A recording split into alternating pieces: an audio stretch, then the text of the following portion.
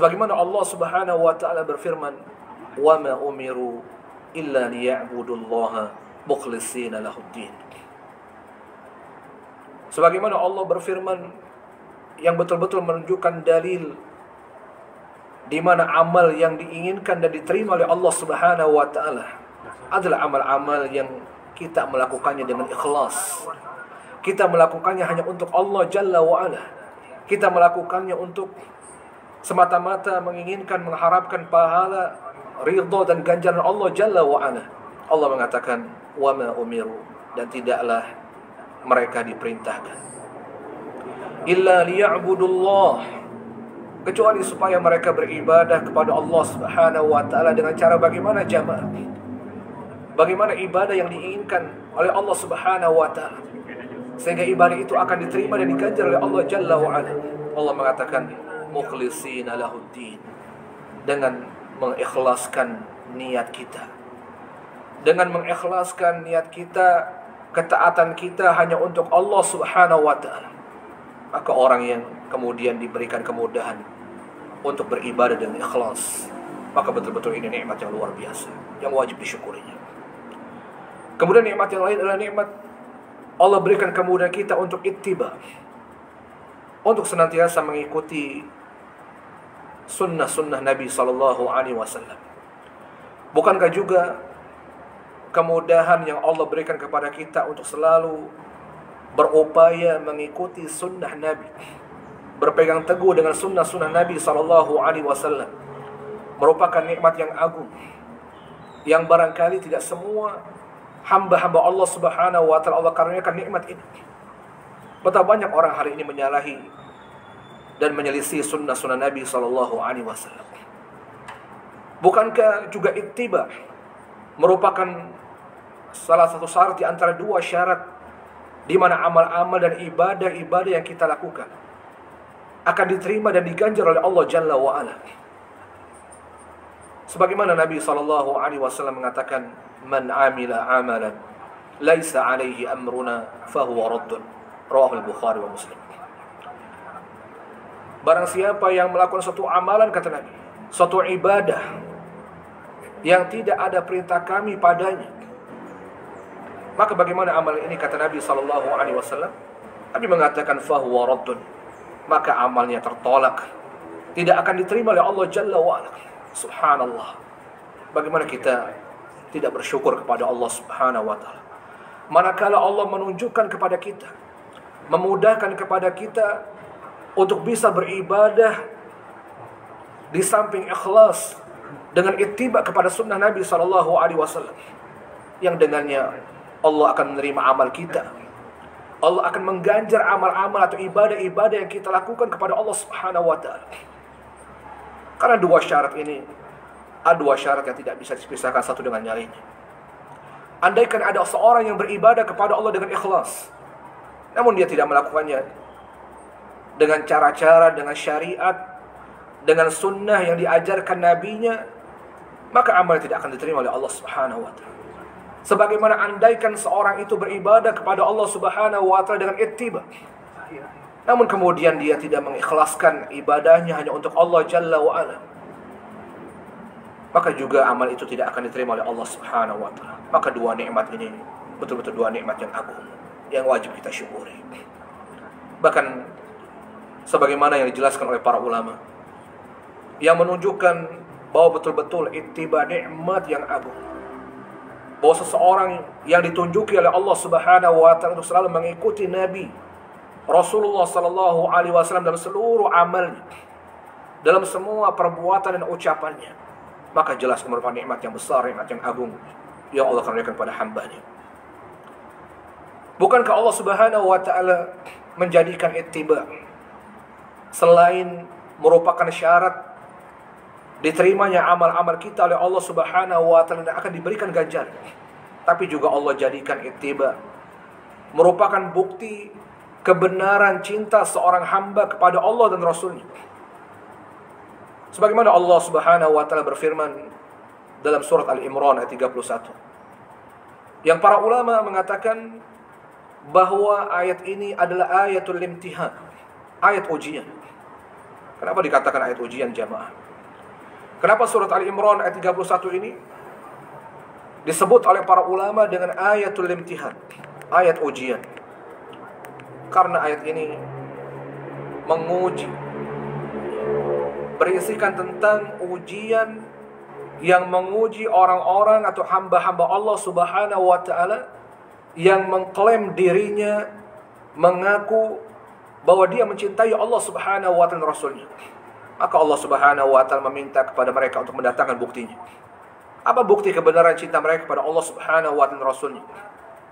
Maka Allah Subhanahu wa taala berfirman, "Qul in kuntum tuhibbunallah fattabi'uni yuhibbukumullah wa yaghfir lakum dhunubakum wallahu ghafurur rahim."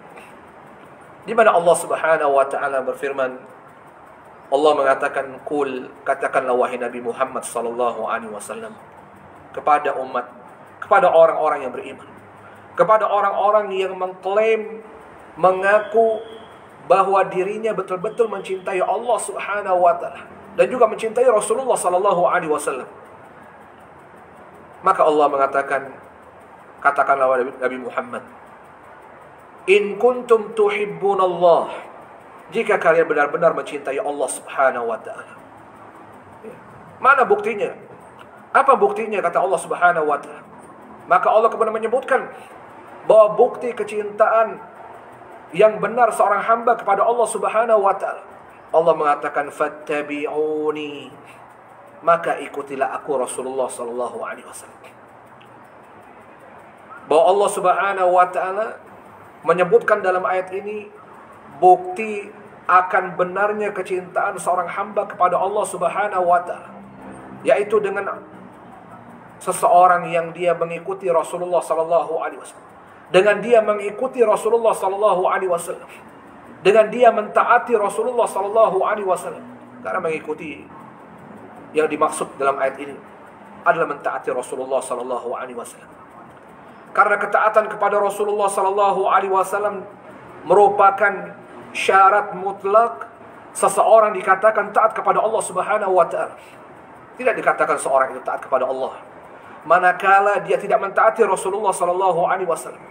Manakala amal-amalnya jauh dari mengikuti sunnah-sunnah Nabi sallallahu alaihi wasallam. Sebagaimana Allah mengatakan dalam surat An-Nisa 80. Allah Subhanahu wa taala berfirman, "Man yuti'ir rasulah, man yuti'ir rasulah faqad ata Allah."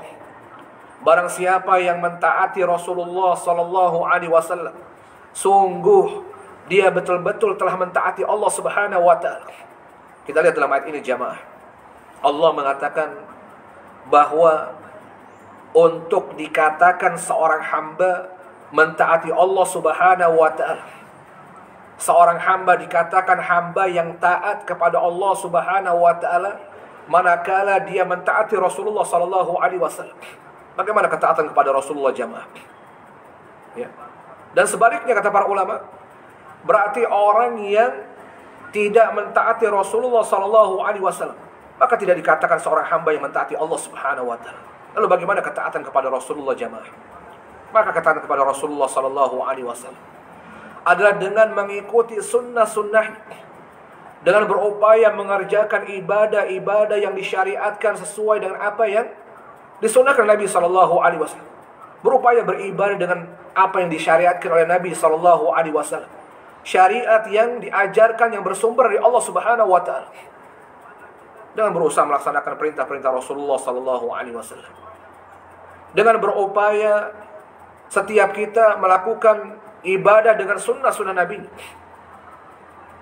Bermuamalah dengan cara bermuamalahnya Nabi sallallahu alaihi wasallam. Bukan hanya ibadah, tapi berupaya mengikuti Nabi sallallahu alaihi wasallam dalam ucapannya, dalam perbuatannya, dalam muamalahnya.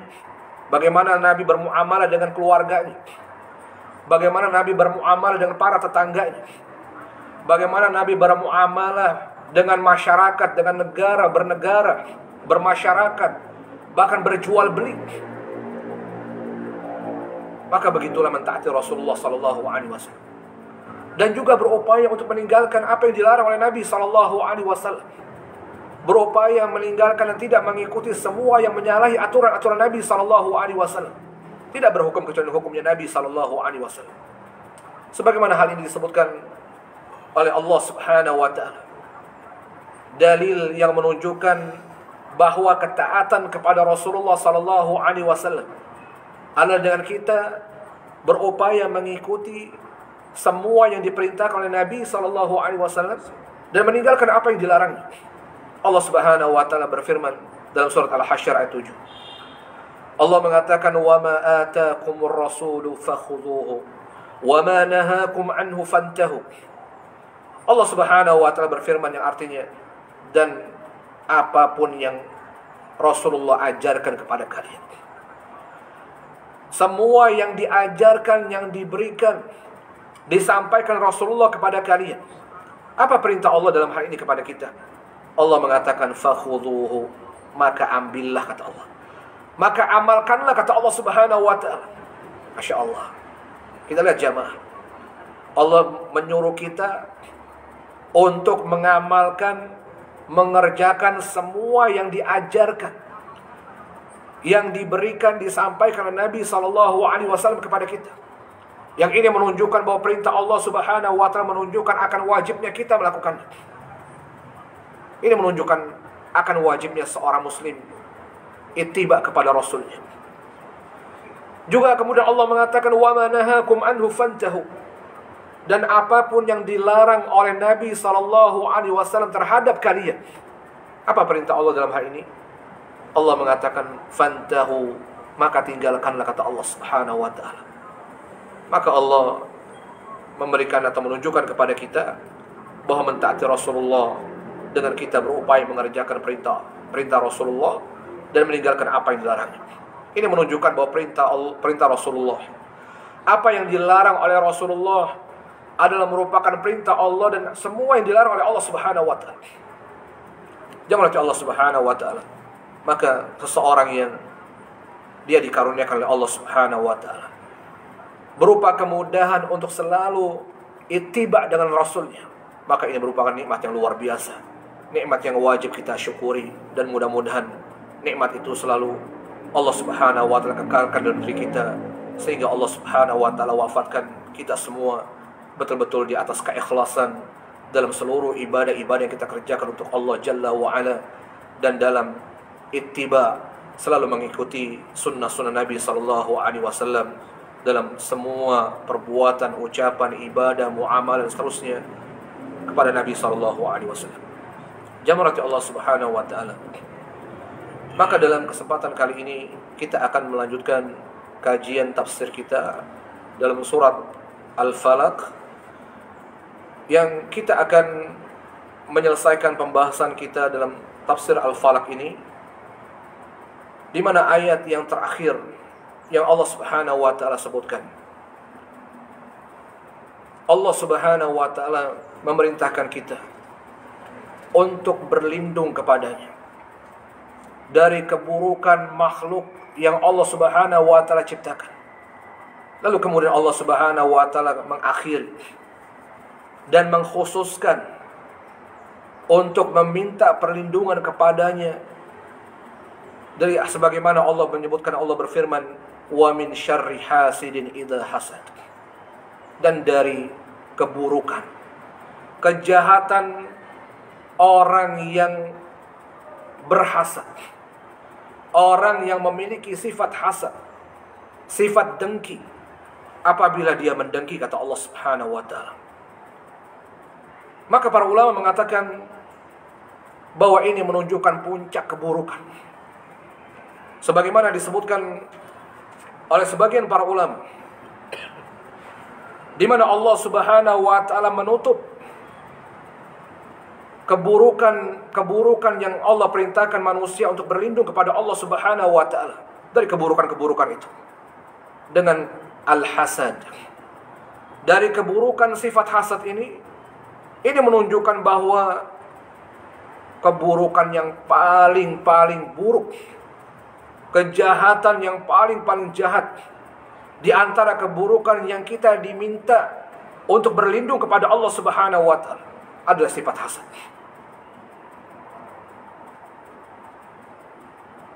Sebagaimana hal ini disebutkan oleh Al-Husain bin Al-Fadl dalam kitabnya Al-Kashf wal Bayan, di mana beliau mengatakan, innallaha jama'a asy-syurur fi hadhil ayah wa khatama bil hasad liyu'lam annahu akhassu at-taba'i.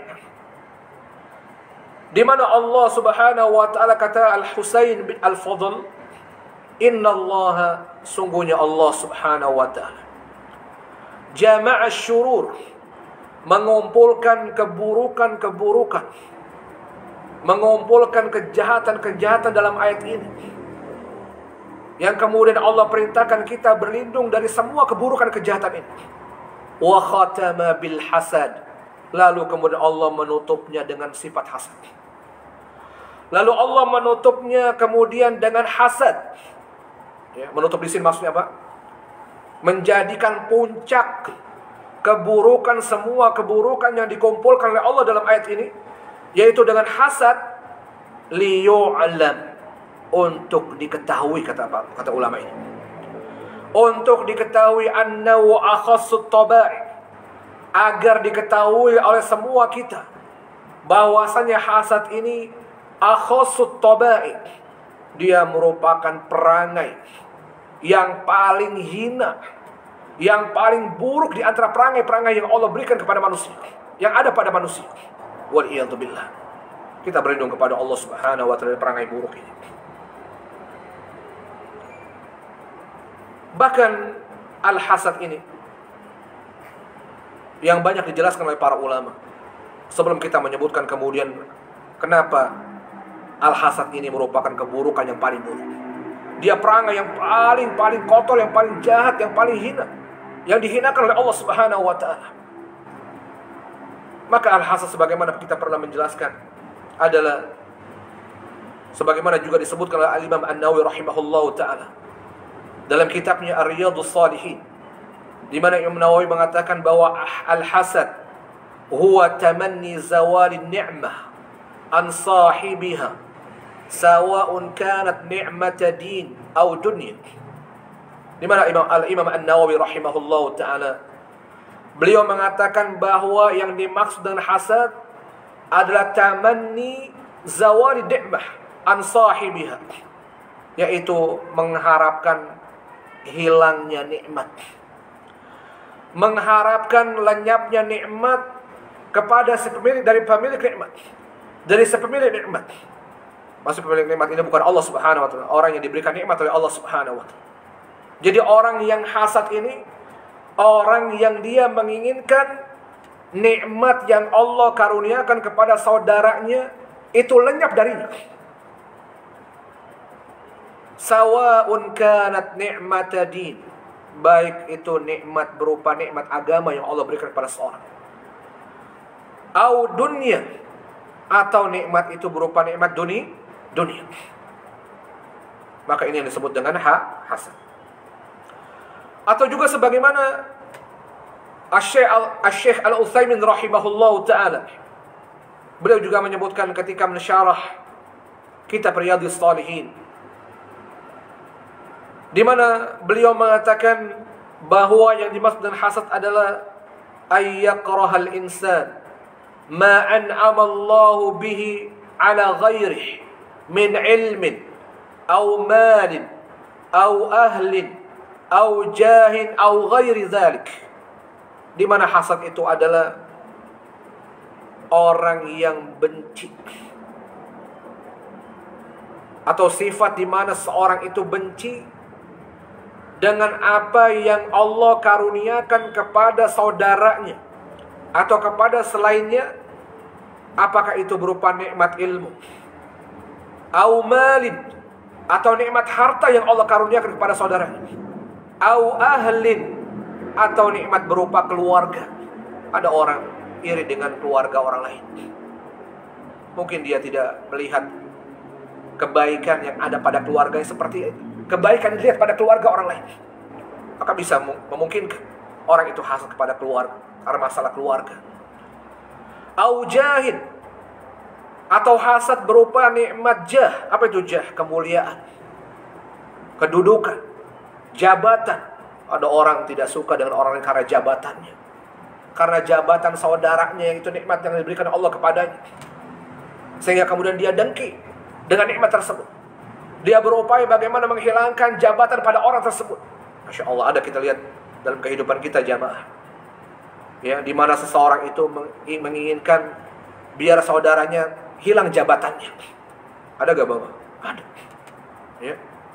Ada orang yang ingin ketika melihat saudaranya naik jabatan, justru dia berupaya bagaimana jabatan ini jatuh. Bagaimana dia hancurkan karir saudaranya. Subhanallah. Kita lihat. Yang ini bersumber dari hasad. Kemudian, maka dengan ini, hasad ini adalah perbuatan yang Allah haramkan.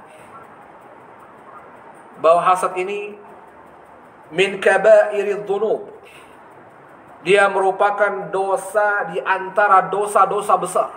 Jadi kita perlu tahu jamaah bahwa hasad ini dosa yang digolongkan oleh para ulama adalah dosa besar. Dia bukan dosa kecil. Ya. Kemudian juga hasad ini bahkan para ulama mengatakan awwalu dzanbin usiya bihillahu ta'ala idh hasada iblis Adam wa hasada Qabil Habila. Bahkan dosa yang pertama, kata para ulama, dosa yang pertama yang terjadi di langitnya Allah Subhanahu wa ta'ala, di mana dengannya Allah didurhakai oleh hambanya, itu dosa yang disebabkan oleh hasad. Itu dosa hasad. Ya. Jadi dosa, kata para ulama, dosa yang pertama yang dilakukan oleh hamba Allah Subhanahu wa ta'ala di langitnya Allah Subhanahu wa ta'ala, yang dengannya Allah didurhakai dengan dosa ini, adalah dosa hasad jamaah. Masya Allah.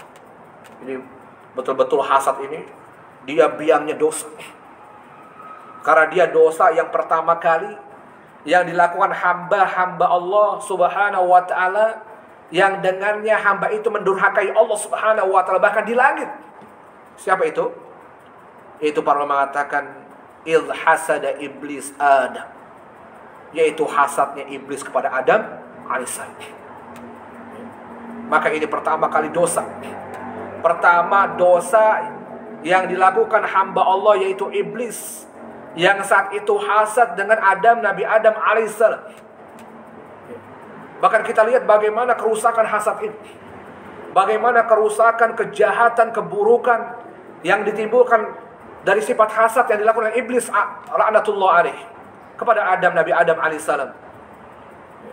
Bahkan menghalangi iblis untuk sujud, untuk mengerjakan, melakukan ketaatan kepada Allah Subhanahu wa ta'ala. Kita lihat bagaimana iblis ini dengan hasadnya kepada Nabi Adam alaihissalam. Menghalangi, membuat iblis enggan, sombong, tidak mau mentaati Allah Subhanahu wa ta'ala. Seperti halnya kita mengetahuinya ketika diperintahkan Allah untuk sujud kepada Nabi Adam alaihissalam. Ya. Maka Allah mengatakan aba wastakbar. Di mana iblis kemudian enggan. Kemudian dengan sombongnya dia tidak mau melakukan ketaatan kepada Allah Subhanahu wa ta'ala. Tidak mau menunaikan perintah Allah Subhanahu wa ta'ala yang saat itu diperintahkan untuk sujud kepada Adam alaihissalam. Dia merasa lebih baik daripada Adam alaihissalam.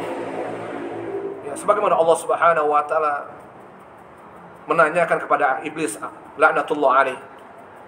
Ya, ma mana'aka ya iblis, ma mana'aka an tasjuda lima khalaqtu biyadayya. Wahai iblis, kenapa engkau tidak mau sujud, kata Allah Subhanahu wa ta'ala. Ya, dengan Nabi Adam yang aku telah menciptakannya dengan kedua tanganku, kata Allah Subhanahu wa ta'ala. Masya Allah. Kita lihat ya, bagaimana iblis dengan hasad yang ada pada diri iblis ini menghalangi iblis untuk sujud kepada Nabi Adam yang merupakan perintah Allah Subhanahu wa ta'ala. Menghalanginya mentaati Allah Subhanahu wa ta'ala. Kemudian yang kedua, kata para ulama, bahwa hasad yang pertama kali dilakukan makhluk Allah di bumi Allah Subhanahu wa ta'ala adalah hasadnya Qabil dengan Habil. Hasadnya Qabil dengan Habil. Jamaah Allah Subhanahu wa ta'ala. Kemudian juga kenapa Allah Subhanahu wa ta'ala menyuruh kita berlindung dari sifat hasad ini? berlindung dari keburukan orang yang hasad dan sekaligus berlindung dari sifat hasad ini. Maka para ulama mengatakan selain dia merupakan dosa yang paling besar di antara dosa-dosa besar, kemudian juga hasad ini adalah min simatil yahud. Dia merupakan perangai, sifat bawaan. Ya. Sifat ini maknanya kata para ulama, sifat bawaan, tabiat. Tabiat bawaan orang-orang Yahudi. Jadi sifat ini merupakan karakteristik sifat bawaannya orang-orang Yahudi, yang kita diperintahkan oleh Allah dan Rasulnya untuk menyelisihi, tidak boleh menyerupai perbuatan atau akhlak atau perangainya orang-orang kafir. Sehingga dengan ini Allah masukkan dan hasad adalah merupakan perangai bawaan orang-orang Yahudi sebagaimana disebutkan oleh Allah Subhanahu wa taala. Ya, yang kita diperintahkan untuk tidak bertasyabbuh dengan sifat-sifat mereka. Mana dalilnya? Maka dalilnya disebutkan oleh Allah Subhanahu wa taala dalam surat Al-Baqarah ayat 109, di mana Allah Subhanahu wa taala mengatakan wadda katsirun min ahlil kitab law yaruddunakum min ba'di imanikum kuffaran hasadan min indi anfusihim. Di mana Allah Subhanahu wa taala mengatakan dalil yang menunjukkan bahwa sifat hasad ini min simatil yahud. Dia merupakan perangai, tabiat bawaan orang-orang Yahudi yang Allah ciptakan kepada mereka ini.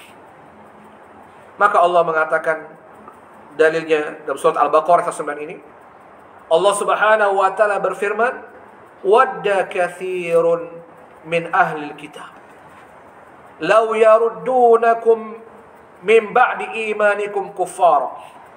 Allah mengatakan dan mayoritas kata Allah, dan kebanyakan ahlul kitab ini kata Allah Subhanahu wa taala, mereka menginginkan untuk mengembalikan kalian kepada kekufuran, menjadi orang-orang kafir kembali setelah keimanan kalian.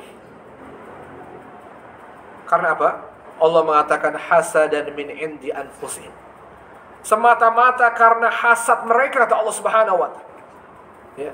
Karena hasad min indi anfusikum, min indi anfusihim, hasad yang ada pada diri mereka kata Allah Subhanahu wa taala. Kita jamaah. Pada ayat ini Allah Subhanahu wa taala menyebutkan bahwa orang-orang ahlul kitab, ya, bahwa ahlul kitab ini, siapa ahlul kitab ini jamaah? Yahudi dan Nasrani. Di mana Allah Subhanahu wa taala menyebutkan sifat orang Yahudi dan Nasrani ini adalah orang-orang yang menginginkan kaum mukminin, orang-orang yang beriman, ya, mereka bisa kembali kepada kekufuran. Mereka menginginkan kekufuran orang-orang yang beriman setelah keimanan mereka. Karena apa jamaah? Apa yang membuat mereka ingin orang-orang Islam saat itu, yang mereka telah memeluk agama Islam, yang mereka meninggalkan kekafiran mereka? Kenapa orang-orang ahlul kitab, orang Yahudi ini menginginkan kaum muslimin satu kembali kepada kekufuran mereka? Maka Allah mengatakan alasannya hasadan min indi anfusihim, karena kedengkian yang ada pada diri mereka kata Allah Subhanahu wa taala. Karena sifat hasad yang ada pada diri mereka kata Allah Subhanahu wa taala. Ini menunjukkan betul hasad itu betul-betul ada pada diri orang-orang Yahudi dan Nasrani ini kata Allah Subhanahu wa taala. Dia berarti Allah Subhanahu wa taala. Maka juga ayat ini kata Ibnu Utsaimin rahimahullahu taala, wal ayah tadullu ala tahrimil hasad. Kemudian juga ayat ini kata Ibnu Utsaimin rahimahullahu taala, ayat ini juga ayat yang menunjukkan akan haramnya seorang muslim memiliki sifat hasad. Masya Allah. Ya. Jadi ayat ini, ya, ayat yang menunjukkan dalil akan haramnya seorang muslim memiliki sifat hasad. Masya Allah. Ya. Kenapa? Lianna musyabahatal kuffar bi akhlaqihim muharramah. karena menyerupai orang-orang kafir. Karena menyerupai perangai-perangainya orang kafir itu seperti menyerupai akhlak yang ada pada mereka, hasad ini. Karena hasad merupakan perangainya orang-orang Yahudi dan Nasrani, ya, maka menyerupai perangai mereka adalah perbuatan yang diharamkan dalam Islam ini. Ya. Sehingga dengan itu hasad itu diharamkan untuk dimiliki oleh seorang muslim. Kemudian juga wal hasid la yasdadu bihasadi illa nar tutaladha fi jawfihi wa kullama izdadat ni'matullah 'ala 'ibadihi izdada hasarah fahuwa ma'a kauni karihan li ni'matillah 'ala hadha al-ghayr mudadan lillah fi hukmihi li'annahu yaqra an yun'ima Allah 'ala hadha al-mahsud thumma inna al-hasid aw al-hasud mahma a'tahu Allah min ni'matin la yara lillahi fadlan fiha li'annahu la budda an yara fi ghayri ni'matin akthar mimma an'ama Allah bi 'alaihi fayahtakiru ni'mah jamarati Allah Subhanahu wa ta'ala. Kemudian juga Al-Imam Ibnu Utsaimin mengatakan bahwasanya orang yang memiliki sifat hasad atau sifat dengki ini, ya, maka tidaklah bertambah kehasutannya, bertambah kedengkiannya, ya, illa nara, kecuali menyebabkan dia semakin dimasukkan ke neraka Allah Subhanahu wa ta'ala. Ya. Jadi orang yang memiliki sifat hasad ini semakin bertambah hasadnya, ya, maka semakin menjadi sebab dia dimasukkan ke dalam neraka Allah Subhanahu wa ta'ala. Ya. Bertambah, ya, api bahkan yang ada di dalam perutnya, membakar perutnya. Wa kullama masdada ni'matullah, dan setiap bertambah nikmat Allah Subhanahu wa ta'ala yang Allah berikan kepada hamba-hambanya selain, ya, maka bagaimana orang yang sifat hasad ini, kata para ulama, ya, izdada hasarah, dia semakin merugi, ya, semakin galau, semakin sengsara orang yang memiliki sifat hasad.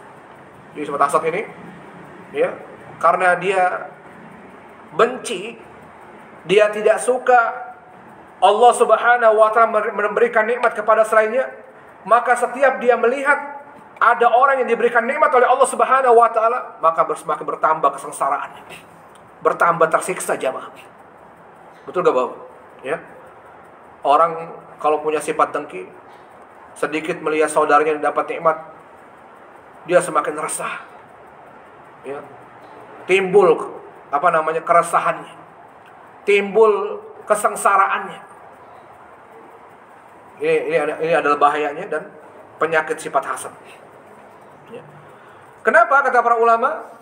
Karena orang yang memiliki sifat hasad, ketika Allah Subhanahu wa ta'ala memberikan nikmat kepadanya, biasanya orang yang memiliki sifat hasad ini tidak melihat, ya, kebaikan yang Allah Subhanahu wa ta'ala karuniakan kepadanya. Jadi ini bahaya sifat hasad ini, kata para ulama. Dan juga sekaligus kesengsaraan orang yang memiliki sifat hasad, ya, setiap dia diberikan nikmat oleh Allah Subhanahu wa ta'ala, dia tidak merasa itu nikmat dari Allah Subhanahu wa ta'ala. Masya Allah. Kenapa? Ya, karena apa? Li'annahu la budda an yara fi ghairi ni'matan aktsar. Karena dia selalu melihat nikmat yang ada pada orang lain itu lebih banyak daripada yang diberikan kepadanya. Fayahtakiru ni'mah, sehingga kemudian dia dengan itu dia apa? Dia mencela nikmat Allah Subhanahu wa ta'ala. Wal iyadu billah. Kita lihat, ya, bagaimana buruknya sifat hasad ini. Ya.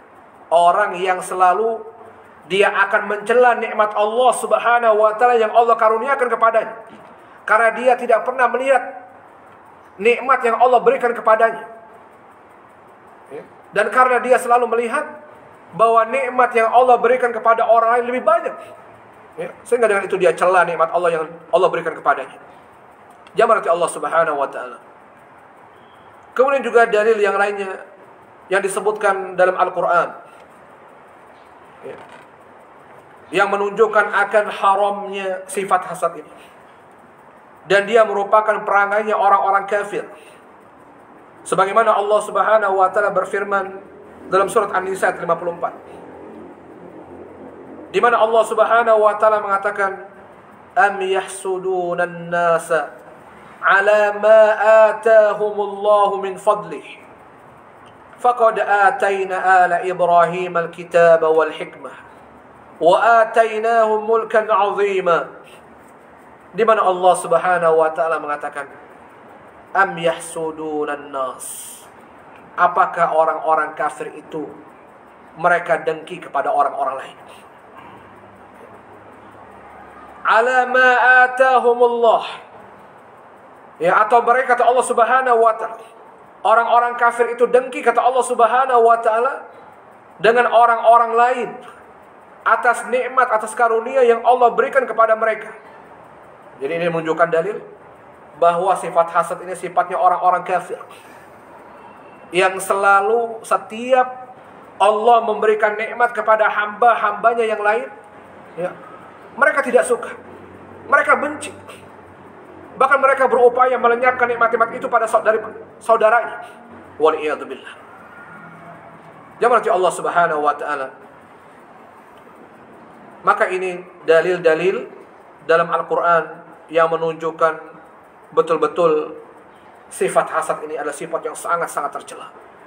Sifat yang kenapa Allah dalam surat Al-Falaq ini Allah jadikan puncak. Ya, Allah menutup semua keburukan. Di mana puncak keburukan itu adalah sifat apa? Sifat hasad. Yang kemudian Allah Subhanahu wa taala menyuruh kita berlindung, betul-betul berlindung dari sifat ini.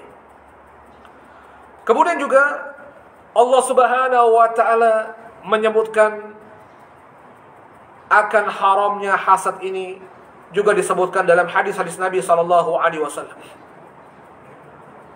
Maka di antaranya adalah hadis yang sahih yang diriwayatkan oleh Imam Al-Bukhari wa Muslim dari Anas bin Malik radhiyallahu anhu bahwa Rasulullah sallallahu alaihi wasallam bersabda, "La tabaghadu wa la tahasadu wa la tadabaru wa kunu ibadallahi ikhwana." Di mana Rasulullah sallallahu alaihi wasallam bersabda, Rasulullah mengatakan, "La tabaghadu." Janganlah kalian saling membenci, kata Rasulullah. Kita lihat bagaimana Rasulullah mengajarkan kita bermuamalah dengan saudara-saudara kita kaum muslimin. Di mana Allah Subhanahu wa taala, Rasulullah mengajar kita, "La tabaghadu." Janganlah kalian saling membenci. Ya, tidak boleh ada kebencian dalam diri kita kepada saudara kita kaum muslimin. Yang ada kecintaan. Yang ada yang diperintah dalam Islam bagaimana seorang muslim itu mencintai saudaranya. Bukan saling membenci, bukan saling menjatuhkan. Ya.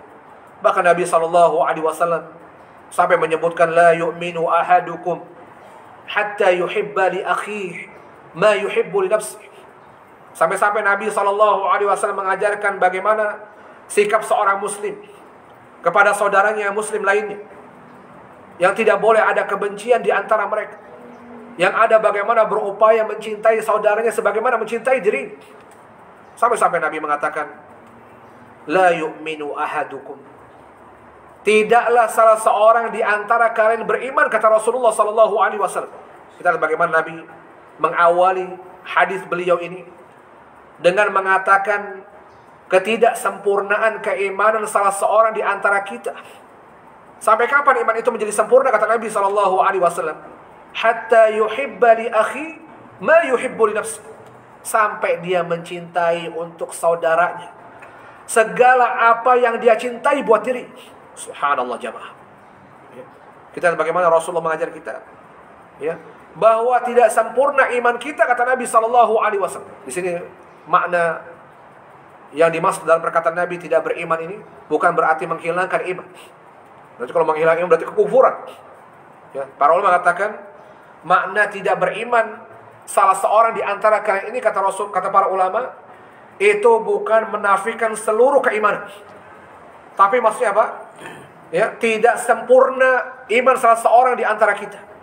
Sampai kapan iman itu bisa menjadi sempurna, kata Nabi? Sampai kita mencintai saudara kita seperti kita mencintai diri kita. Subhanallah. Ya. Sudahkah kita seperti itu jamaah? Kita mencintai untuk saudara kita seperti kita mencintai untuk diri kita sendiri. Ya. Maka inilah akhlak seorang muslim. Kemudian Nabi mengatakan wala tahasadu, dan janganlah kalian saling mendengki, kata Nabi. Juga di antara yang dilarang oleh Nabi, ya, yang harus dihilangkan pada diri seorang muslim, oleh diri semua kita, dalam muamalah kita dengan sesama muslim, bahwa Nabi melarang kita wala tahasadu, dan janganlah kalian saling mendengki. Wala tadabaru, dan jangan kalian saling membelakangi, ya, saling cuek mencuekan, ya. Makanya juga dilarang oleh Rasulullah sallallahu alaihi wasallam. Maka kemudian Rasul mengakhiri hadis ini, wa kunu ibadallahi ikhwana, dan jadilah kalian sebagai hamba-hamba Allah yang bersaudara. Kita lihat bagaimana Nabi menyuruh kita menjalin ukhuwah, menjalin persaudaraan. Dan yang menghancurkan ukhuwah adalah sifat hasad.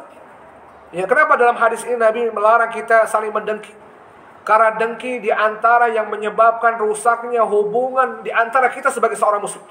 Tak banyak kita lihat orang dengan hasad, ya, bisa menyebabkan, mendorong dia merusak hubungannya dengan saudaranya. Bagaimana dengan hasad, seorang itu membunuh saudaranya, dia memutuskan tali silaturahimnya, dia rusak hubungan bertetangganya. Masya Allah, kita lihat, ya, apa keburukan yang ditimbulkan dari sifat hasad ini. Jawab Allah Subhanahu wa ta'ala. Maka Al-Imam Ibnu Battal rahimahullah ta'ala, beliau mengatakan bahwa hadis yang baru saja kita sebutkan adalah an-nahyu 'anil hasad 'alan ni'am. Wa qad nahallahu ibadahul mu'minin an yatamannaw ma faddalallahu bihi ba'dahum 'ala ba'd wa amarahum an yas'aluhu min fadlih.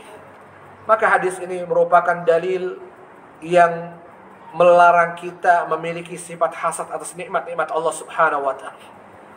Ya. Bahwa Allah Subhanahu wa ta'ala melarang hamba-hambanya yang beriman untuk bercita-cita, untuk berangan mengharapkan nikmat yang Allah karuniakan kepada sebagian mereka. Masya Allah, kita nggak boleh. Ya. Kita tidak boleh, ya, berharap nikmat yang telah Allah berikan kepada saudara kita. Bagaimana nikmat itu ada pada kita? Bagaimana nikmat yang Allah berikan kepada saudara kita lenyap, dan kemudian nikmat itu diberikan kepada kita? Maka tidak boleh. Yang ada Allah perintahkan kita untuk selalu minta nikmat itu kepada Allah Subhanahu wa ta'ala. Ya, bukan justru dengan kita, ya, merasa iri dan ingin nikmat itu kemudian hilang dari saudara kita. Kemudian juga para ulama menjelaskan al-baji.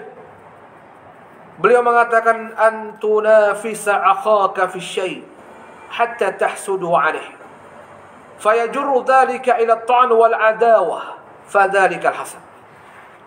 Ya, di mana, ya, al-baji mengatakan engkau berupaya menyaingi saudaramu dalam sesuatu, lalu engkau iri dengannya dan membuat engkau bermusuhan, ya, membuat terjadinya permusuhan, kebencian, maka itu juga disamakan dengan hasad. Jangan berarti Allah Subhanahu wa ta'ala. Kemudian juga kenapa Allah Subhanahu wa ta'ala menyuruh kita berlindung dari sifat hasad ini, dari keburukan orang yang memiliki sifat hasad, dan juga dari keburukan sifat itu sendiri, ya. Maka sebagaimana juga disebutkan dalam hadis yang banyak dibawakan oleh para ulama, ya, hadis ini, walaupun para ahlul hadis mengatakan bahwa hadis ini adalah hadis dhaif, ya, tapi maknanya, ya, sebagian para ulama mengatakan dapat dibenarkan. Ya, di mana hadis ini menyebutkan iyyakum wal hasada fa innal hasada ya'kulul hasanat kama ta'kulun narul hatab, rawahu Abu Daud. Yang sanadnya para ulama mendhaifkan hadisnya, tapi maknanya benar. Ya. Di mana Rasulullah sallallahu alaihi wasallam mengatakan iyyakum wal hasad. Jauhilah oleh kalian sifat dengki, kata Rasulullah. Sifat hasad. Kenapa? Rasulullah menyebutkan alasannya ya'kulul hasanat kama ta'kulun narul hatab. Karena sungguhnya sifat hasad ini, kata Nabi, ya'kulul hasanat. Dia memakan kebaikan-kebaikan. Dia menghancurkan amal-amal baik, ketaatan-ketaatan kita kepada Allah Subhanahu wa taala. Kama ta'kulun narul hataba. Sebagaimana api membakar kayu bakar, kata Nabi sallallahu alaihi wasallam. Jamaah Allah Subhanahu wa taala. Kenapa Nabi mengatakan hasad itu adalah memakan, menghancurkan kebaikan-kebaikan? Apa maksud dalam hadis ini? Para ulama mengatakan ayyufni wa yudhib ta'atil hasid. Karena sifat hasad itu menghancurkan, melenyapkan pahala-pahala ketaatan-ketaatan orang yang mendengki saat itu. Jadi orang ketika mendengki, ketika orang itu hasad dengan nikmat yang Allah berikan kepada saudaranya, maka saat itu, kata para ulama, sifat hasad ini melenyapkan pahala-pahala ketaatannya kepada Allah Subhanahu wa taala. Lalu Nabi memperumpamakan kama ta'kulun narul hataba. Sebagaimana kayu api itu, kata Nabi, dia membakar kayu bakar. Kita lihat bagaimana perumpamaan ini dimaksudkan oleh para ulama. Li'annal hasad yufdi bi sahibi ila ightiyabil mahsud. Kenapa dikatakan sifat dengki ini memakan kebaikan-kebaikan? Dia melenyapkan ketaatan-ketaatan kita kepada Allah Subhanahu wa taala yang begitu cepatnya. Yang betul-betul begitu menghancurkan, melenyapkan kebaikan-kebaikan yang telah kita kerjakan. Sebagaimana api itu begitu cepatnya memakan kayu bakar. Kenapa? Karena sifat hasad ini sifat yang menarik, menjerat orang-orang yang hasad ini untuk melakukan berbagai keburukan, perbuatan-perbuatan yang diharamkan oleh Allah Subhanahu wa taala. Seperti apa contohnya? Ila ightiyabil mahsud.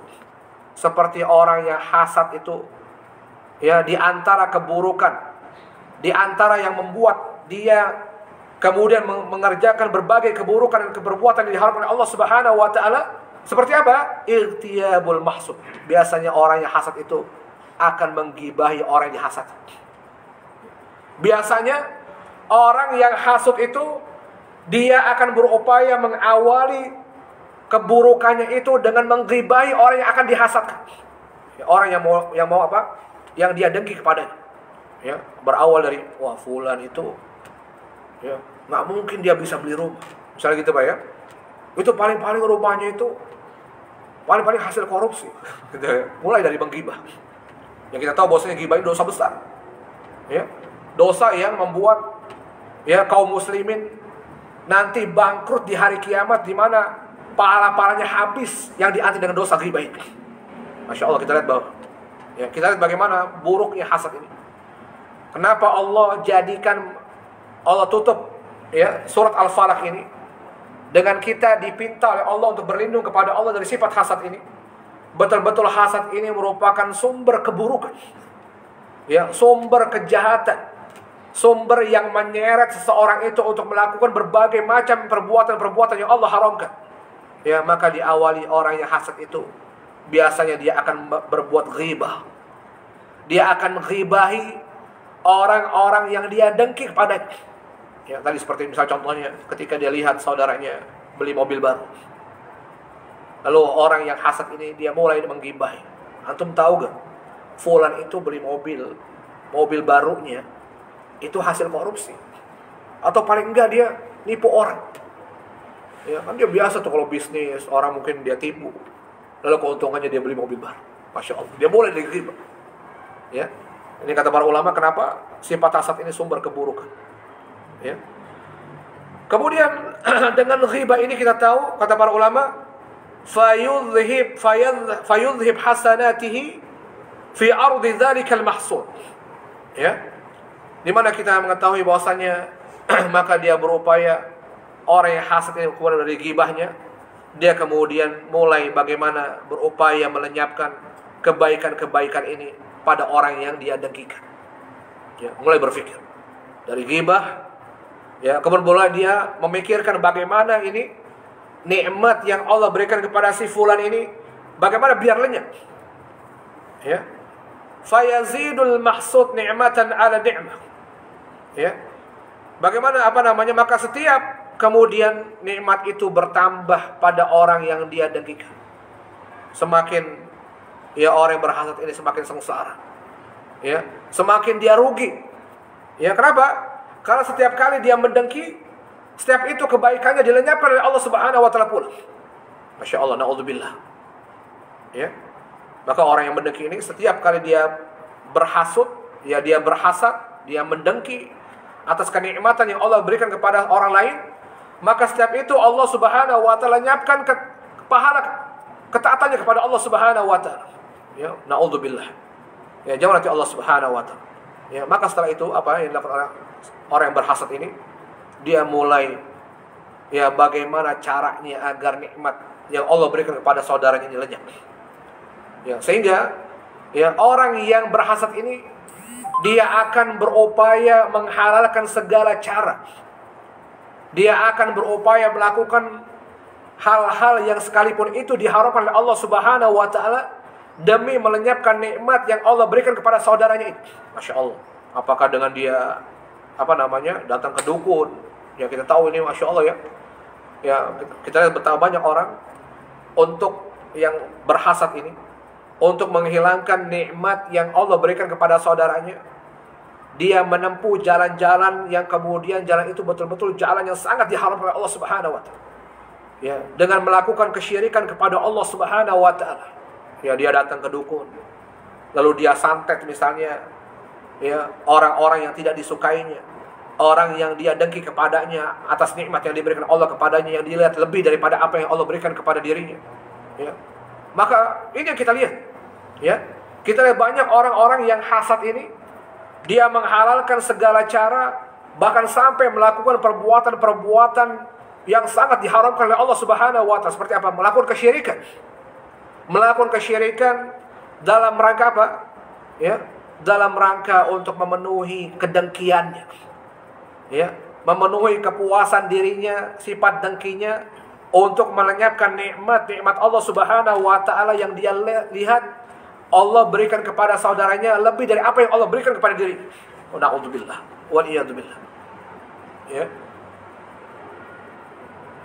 Sehingga kata para ulama, bukan hanya orang yang hasad itu dengan cara dia ghibahi. Dia ghibahi orang yang dia dengki kepadanya. Bahkan dia juga berupa waqad yutlif malahu. Bahkan orang yang hasad berusaha bagaimana merusak, menghancurkan kalau nikmat itu berupa harta, bagaimana harta ini hilang.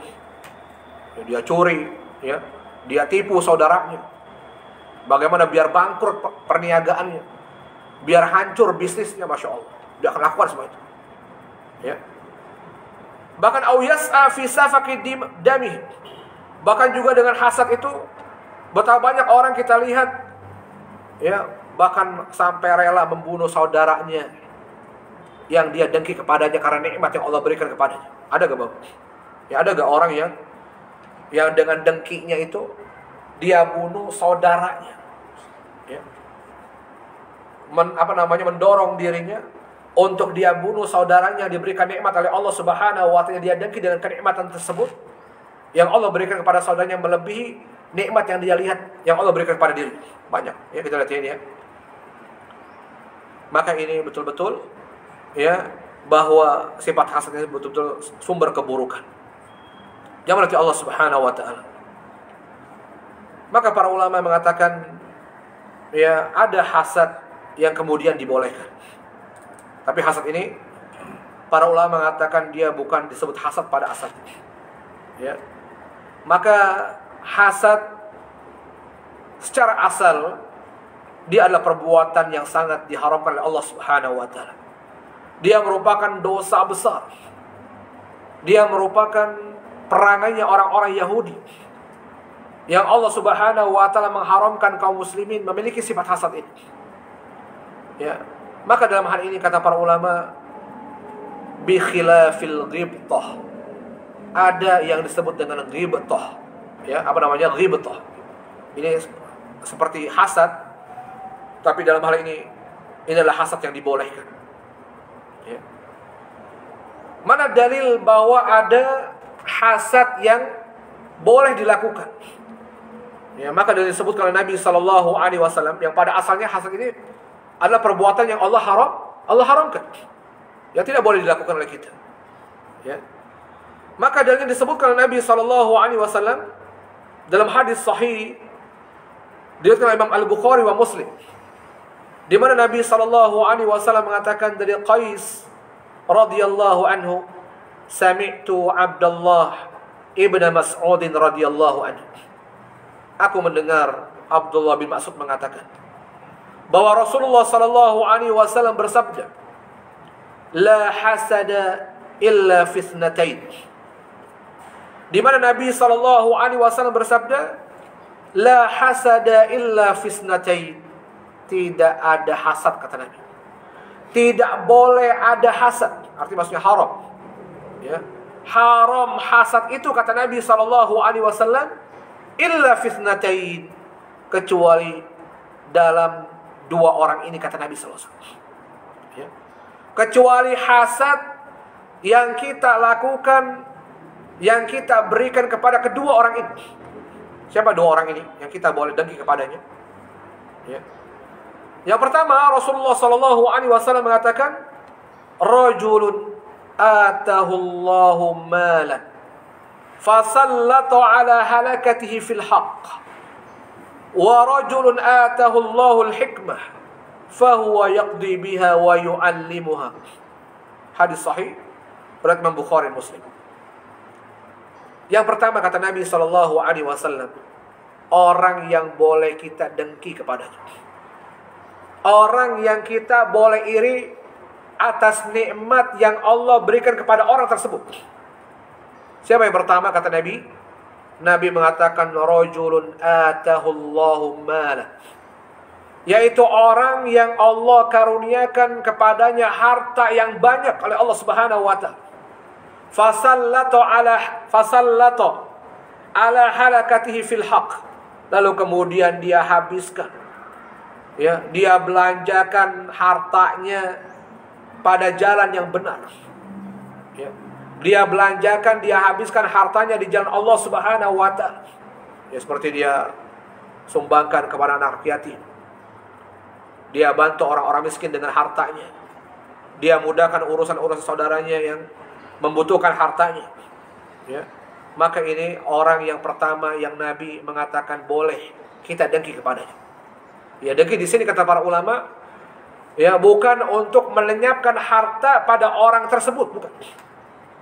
Tapi kita iri, kita dengki, sehingga kita ingin bagaimana kita bisa menjadi orang seperti ini. Pasti gitu, Pak, ya. Dengki di sini bukan dengki, kata para ulama, berupaya ingin menyelenyapkan harta yang banyak yang Allah karuniakan kepada orang ini, bukan. Ya, tapi iri dalam hal ini, kata para ulama, adalah iri, ya, yang mendorong kita ingin menjadi orang yang seperti ini. Ya, mendorong kita, ya, berharap agar kita bisa juga termasuk orang-orang yang Allah berikan harta yang banyak, yang kemudian kita belanjakan di jalan Allah Subhanahu wa taala, yang kemudian kita menghabiskan sebagian besar harta kita untuk kepentingan Allah Subhanahu wa taala. Kemudian yang kedua, kata Nabi sallallahu alaihi wasallam, rajulun atahullahul hikmah. Ya, orang yang kedua yang kita boleh dengki kepadanya, kata Nabi, itu adalah orang, kata Nabi sallallahu alaihi wasallam, seseorang yang Allah berikan karunia berupa ilmu yang banyak. Ya. Lalu kemudian orang ini, kata Nabi sallallahu alaihi wasallam, yaqdi biha wa yu'allimuha. Lalu kemudian orang ini dia tunaikan ilmunya, dia amalkan ilmu-ilmu yang Allah karuniakan kepadanya, dan kemudian diajarkan ilmu ini kepada orang lain. Masya Allah. Ya, maka orang yang kedua ini juga orang yang kita boleh iri kepadanya. Ya, iri yang dimaksud bukan menghilangkan nikmat yang ada pada saudara kita ini yang diberikan ilmu oleh Allah Subhanahu wa taala, tapi bercita-cita, ya, dengki dengan kita, kemudian terdorong, ya, bersemangat untuk menjadi seperti orang yang Allah karuniakan ilmu kepadanya, yang dengannya kemudian dia amalkan dan diajarkan ilmu tersebut yang merupakan karunia dari Allah Subhanahu wa taala. Ya, maka ini adalah dua sifat yang kita boleh dengki kepada kedua orang ini. Ya, jangan nanti Allah Subhanahu wa taala.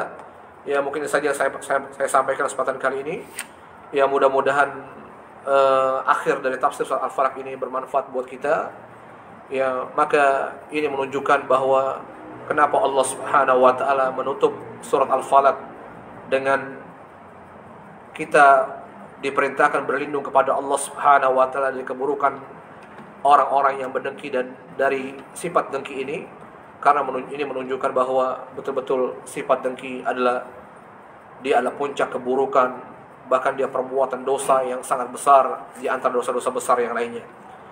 Ya, yang dengannya mendorong orang dengan sifat hasad ini melakukan berbagai kemaksiatan, berbagai perbuatan-perbuatan yang Allah haramkan, bahkan sampai membuatnya terjatuh ke dalam perbuatan yang menghalangi dia untuk masuk dalam surga Allah Subhanahu wa taala, seperti melakukan kesyirikan kepada Allah Subhanahu wa taala dengan hasadnya. Wal iyadu billah.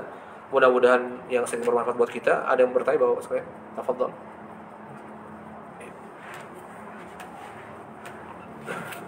Dari jamaah Ustaz. Ya, silakan. Bismillah. Assalamualaikum Ustaz, bagaimana jika kita dihasati saudara semuslim sendiri? Apakah itu karena salah kita sendiri memang? Sementara saya tidak bisa melarang orang lain untuk tidak bisa hasad kepada saya. Mohon nasihatnya Ustaz. Baik. Ya, bagaimana kalau kita mendapatkan ada saudara kita yang hasad kepada kita? Kalau kita mengetahui bahwasannya kita melihat atau mendapatkan ada orang lain yang dengki kepada kita, ya, semisal dia dengki dengan nikmat-nikmat yang ada pada diri kita yang Allah Subhanahu wa taala karuniakan kepada kita, maka apa yang kita lakukan? Ya, maka yang kita lakukan adalah sebagaimana yang Allah Subhanahu wa taala perintahkan kepada kita. Ya. Yang Allah perintahkan kepada kita untuk kita berlindung kepada Allah Subhanahu wa taala. Untuk kita beristi'adzah kepada Allah Subhanahu wa taala. Ya, seperti kita ya membaca surat Al-Falaq misalnya. Ya, atau kita intinya mengucapkan ucapan yang mengandung perlindungan kita kepada Allah Subhanahu wa taala dari keburukan orang yang mendengki. Ya, seperti apa namanya? A'udzubillah min syarri hasidin. Boleh dengan seperti itu ya. Atau kita membaca surat Al-Falaq ini. Ya, karena surat Al-Falaq ini juga diantaranya berisikan ya perlindungan kita kepada Allah Subhanahu wa taala dari sifat ya dari orang-orang yang mendengki kepada kita. Ya, yang kita tahu keburukannya. Maka ini yang pertama adalah kita untuk banyak berlindung kepada Allah Subhanahu wa taala dari keburukan orang-orang yang mendengki kepada kita. Ya. Yang kemudian juga ya sebagaimana tadi ditanyakan, ya, mungkin juga bisa menjadi introspeksi buat diri kita. Ya, mungkin kita juga perlu mengevaluasi, mengintrospeksi. Ya, jangan-jangan saudara kita ya dia mendengki terhadap kita itu karena juga mungkin karena perbuatan kita bisa saja. Ya, seperti kita misalnya mohon maaf misalnya terlalu mengobrol atau memamerkan kenikmatan-kenikmatan yang sehingga itu membuat ya sebagian orang itu ketika kita bersikap seperti itu timbul sifat dengkinya. Bisa saja ini. Ya, maka tidak boleh, ya tidak boleh. Ya, bisa saja itu timbul dari ya keburukan yang juga kita lakukan, seperti kita banyak memamerkan ya kenikmatan-kenikmatan yang Allah berikan ya atau dengan niat-niat yang salah. Maka dengan sebab itu menimbulkan ya sebagian orang kemudian ketika melihat kenikmatan yang ada pada diri kita timbul sifat hasadnya.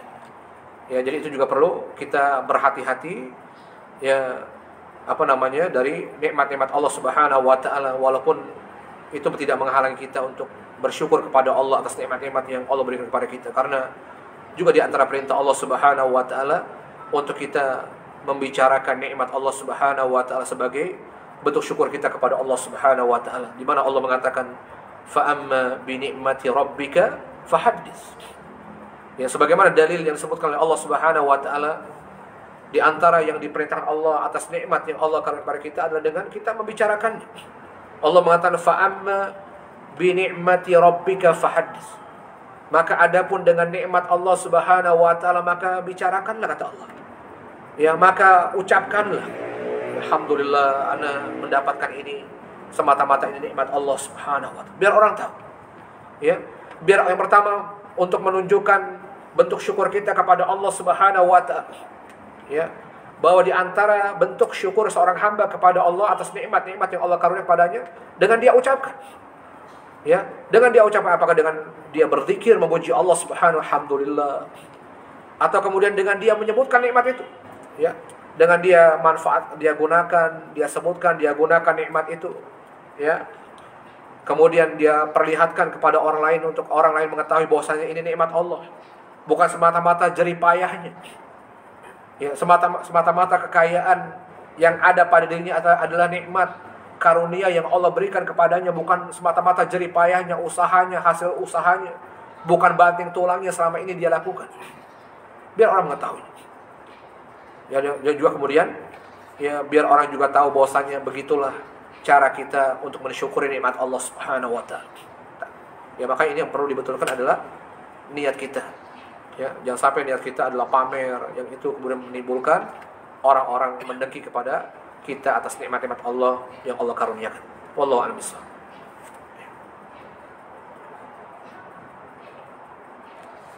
Ada lagi, Bapak? Cukup ya? Kalau tidak ada yang bertanya, kita tutup dengan kafaratul majlis. Subhanakallahumma wa bihamdika asyhadu an la ilaha illa anta astaghfiruka wa atubu ilaik. Wassalamu alaikum warahmatullahi wabarakatuh.